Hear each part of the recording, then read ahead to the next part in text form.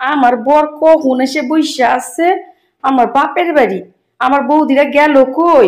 হ্যাঁ, গেল কই? ঠাকুর জামাই আইছে, কোনো তাদের কি ঘুষ জ্ঞান নাই?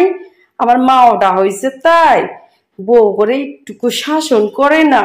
বৌদি, ও বৌদি, বৌদি গো, উত্তর নেয় না। তার মানে পাড়ায় গেছে, পাড়ায় টলাতে গেছে। আসুক আজকে।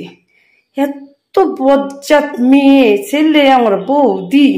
হ্যাঁ, ঠাকুর জামাই আইসি, একটু আদর আপ্যায়ন করবো কি, টল দিয়ে বেড়াইতেছে। যাই বসে থাকি, দেখি কখন আসে সে। আমার মাটা তো বলতে পারে এতদিন পরে জামাই আইছে, মাইয়া আইছে, ওদের জন্য ভালো মন্দ রান্না করো বৌমা। আমার মাও বলবে না। সবাই আমাকে শত্রু, দূর দূর। যেমন মা তেমন হয়েছে আমার বৌদিরা। এত কিপন, লাইটটা পর্যন্ত ঘরে চালাই নেই, কিপনের ঠেলায়।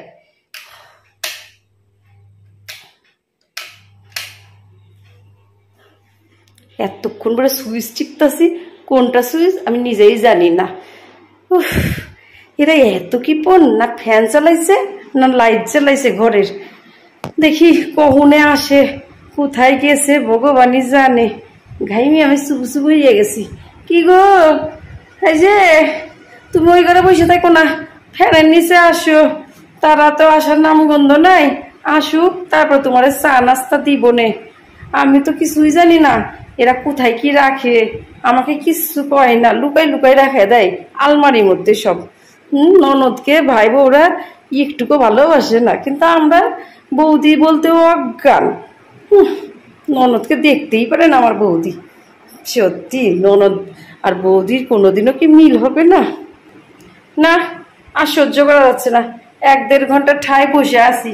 মনে হয় আমাদের দেখে বাড়ির সবাই পলাইছে, যে আমরা আইছি আবার 1 মাস থাকবো। আমার মা, আমার বৌদি, আমার দাদা সবাই পলাইছে। আমি আর অপমান হতে পারতেছি না।